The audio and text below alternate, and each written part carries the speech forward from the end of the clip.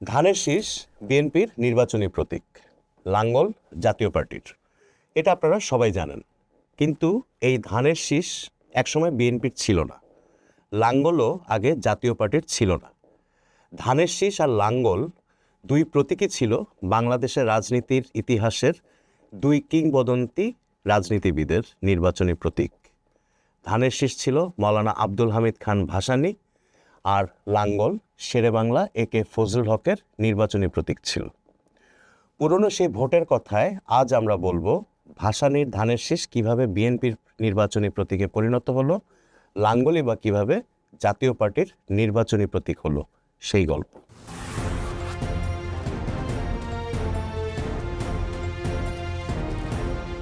প্রথমে ধানের শীষের কথা বলি। 1957 সালে আওয়ামী মুসলিম লীগ থেকে মতপার্থক্যের কারণে বেরিয়ে মৌলানা আব্দুল হামিদ খান ভাসানী গঠন করেন ন্যাশনাল আওয়ামী পার্টি বা ন্যাপ। এরপর থেকে ন্যাপের নির্বাচনী প্রতীক হয়ে যায় ধানের শীষ। পাকিস্তান আমলে যত নির্বাচনে ন্যাপ অংশ নিয়েছে তাদের নির্বাচনী প্রতীক ছিল ধানের শীষ। 1970-এর নির্বাচনেও ধানের শীষ প্রতীক নিয়ে ন্যাপ নির্বাচনে এসেছিল। স্বাধীন বাংলাদেশে অনুষ্ঠিত প্রথম নির্বাচন ছিল 1973 সালের নির্বাচন।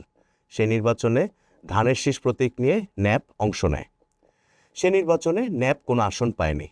1975 সালে শেখ মুজিব একদলীয় বাকশাল ব্যবস্থা প্রবর্তন করলে দেশের সব রাজনৈতিক দলের সঙ্গে ন্যাপও বিলুপ্ত হয়ে যায়। 1976 সালে মৌলানা ভাসানীর মৃত্যুর পর ন্যাপের অস্তিত্ব আরও দুর্বল হয়ে পড়ে। দেশে তখন জেনারেল জিয়াউর রহমানের সামরিক শাসন। জিয়া রাজনৈতিক দল গঠন করতে চেয়েছিলেন, নিজের দল গঠন করে বহুদলীয় রাজনীতির পথ উন্মুক্ত করতে চেয়েছিলেন। সে সময় রাজনৈতিক দল গড়তে তাকে সর্বাত্মক সহায়তা করেন ন্যাপের শীর্ষ নেতা মশিউর রহমান জাদু মিয়া। বিএনপি গঠিত হলে জাদু মিয়ার নেতৃত্বে ন্যাপের একটি বড় অংশ বিএনপিতে যোগ দিয়েছিল। জিয়াউর রহমান একটা সার্বজনীন নির্বাচনী প্রতীক খুঁজছিলেন তার দলের জন্য। ন্যাপের বড় অংশ যেহেতু বিএনপিতে বিলীন হয়, তাই ধানের শীষ হয়ে যায় বিএনপির নির্বাচনী প্রতীক। জিয়াউর রহমানেরও এই ধানের শীষ প্রতীক দারুণ পছন্দ হয়। 1978 সালের রাষ্ট্রপতি নির্বাচনে জিয়াউর রহমান প্রতিদ্বন্দ্বিতা করেছিলেন আওয়ামী লীগের প্রার্থী আতাউল গনি ওসমানীর বিরুদ্ধে। সে নির্বাচনে জিয়ার নির্বাচনী প্রতীক ছিল ধানের শীষ। 1979 সালের সংসদ নির্বাচনে বিএনপি নির্বাচনী প্রতীক হিসেবে প্রথমবারের মতো ধানের শীষ ব্যবহার করে। এরপর থেকে ধানের শীষই বিএনপির প্রতীক। আর এই প্রতীক নিয়ে 1991, 1996 সালের দুটি, 2001 ও 2008 সালের নির্বাচনে অংশ নেয় বিএনপি। এর মধ্যে 1991 ও 2001 সালে তারা রাষ্ট্র ক্ষমতায় আসে আরও দুইবার। 2008 পর্যন্ত নির্বাচনী প্রতীকের মালিক ছিল নির্বাচন কমিশন। তারাই দল ও ব্যক্তির নামে প্রতীক বরাদ্দ করত। দলের ক্ষেত্রে সাধারণত ট্র্যাডিশনকে প্রাধান্য দেওয়া হতো। তাই আওয়ামী লীগ চিরদিনই নৌকা, বিএনপি ধানের শীষ, জাতীয় পার্টি লাঙ্গল ও জামাতে ইসলামী দাঁড়িপাল্লা প্রতীক বরাদ্দ পেয়েছে। 2008 সালে রাজনৈতিক দল নিবন্ধনের নিয়ম করা হয়।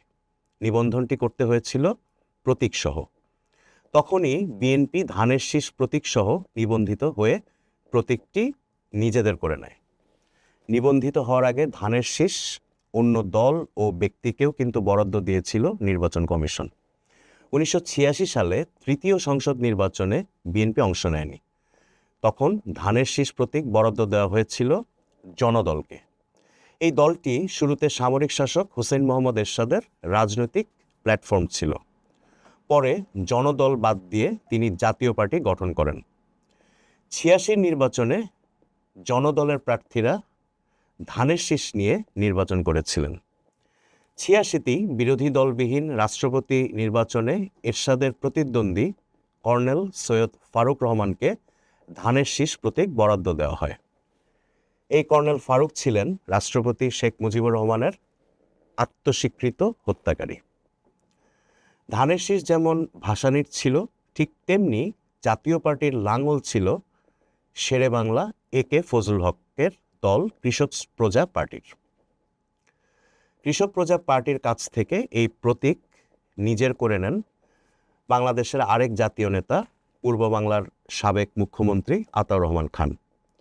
তিনি জাতীয় লীগ নামে একটি রাজনৈতিক দল গঠন করেছিলেন। জাতীয় লীগ লাঙ্গল প্রতীক নিয়ে 1973 সালের সংসদ নির্বাচনে অংশ নিয়েছিল। এর আগে 1970-এর নির্বাচনে আতাউর রহমান খান লাঙ্গল নিয়ে নির্বাচন করেছিলেন।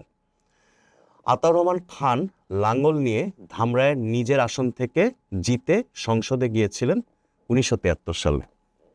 তবে বয়সের কারণেই হোক কিংবা অন্য কোনো কারণেই হোক, আতাউর রহমান খানের জাতীয় লীগ বড় রাজনৈতিক দল হতে পারেনি। 1982 সালে এরশাদ সামরিক আইন দিয়ে রাষ্ট্র ক্ষমতা দখল করলে রাজনৈতিক দলগুলো এর বিরোধিতায় মাঠে নামে। তখন বিএনপির নেতৃত্বে 7 দলীয় জোট নামে একটি মোর্চা গঠিত হয়। জাতীয় লীগ সে সময় ছিল 7 দলীয় জোটের অংশ। 1984 সালে হঠাৎ করেই আতাউর রহমান খানকে প্রধানমন্ত্রীর পদমর্যাদায় সিনিয়র মন্ত্রী নিয়োগ করেন জেনারেল এরশাদ। 1984 সালে জনদল গঠন করলে জাতীয় লীগের বড় অংশ জনদলে যোগ দিয়েছিল। জাতীয় লীগের বিলুপ্তি তখন ঘটে যায়। 1985 সালে জাতীয় ফ্রন্ট গঠন করেন এরশাদ সমর্থক রাজনৈতিক দলগুলো। 1986 সালের শুরুতে সেই জাতীয় ফ্রন্ট রূপান্তরিত হয় জাতীয় পার্টিতে। 1986 সালে সংসদ নির্বাচনে জাতীয় পার্টি লাঙ্গল প্রতীক নিয়ে প্রথমবারের মতো নির্বাচনে অংশ নেয়। 1986 সালে রাষ্ট্রপতি নির্বাচনে এরশাদও লড়েছিলেন লাঙ্গল প্রতীক নিয়ে। 90 পরবর্তী বাংলাদেশে 8টি জাতীয় সংসদ নির্বাচন অনুষ্ঠিত হয়। সেসব নির্বাচনে জাতীয় পার্টি লাঙ্গল প্রতীকেই ভোটে অংশ নেয়। প্রতিটি নির্বাচনেই সংসদে জাতীয় পার্টির প্রতিনিধিত্ব ছিল। শেরে বাংলার লাঙ্গল এখন এরশাদের লাঙ্গল। ক্ষমতা ছাড়ার পর গত প্রায় 4 দশকে বেশ কয়েক দফায় জাতীয় পার্টি ভাঙনের মুখে পড়লেও দলীয় প্রতীক কখনোই হাতছাড়া করেনি এরশাদের অংশ। জাতীয় পার্টির অন্য দলগুলো নির্বাচন করেছে অন্য প্রতীক নিয়ে, যেমন আনোয়ার হোসেন মঞ্জুর জাতীয় পার্টির প্রতীক বাইসাইকেল, নাজির রহমান মঞ্জুর বাংলাদেশ জাতীয় পার্টির প্রতীক গরুর গাড়ি। দর্শক, আমরা প্রতিদিনই বাংলাদেশের নির্বাচনের বিভিন্ন ইন্টারেস্টিং দিক নিয়ে আসছি চর্চায়। পুরনো সেই দিনের কথার পরের পর্বে আমরা আরেকটি নতুন গল্প নিয়ে আপনাদের সামনে আসব। চোখ রাখুন চর্চার ইউটিউব ও ফেসবুক পেজে, চোখ রাখুন চর্চার ওয়েবসাইটে।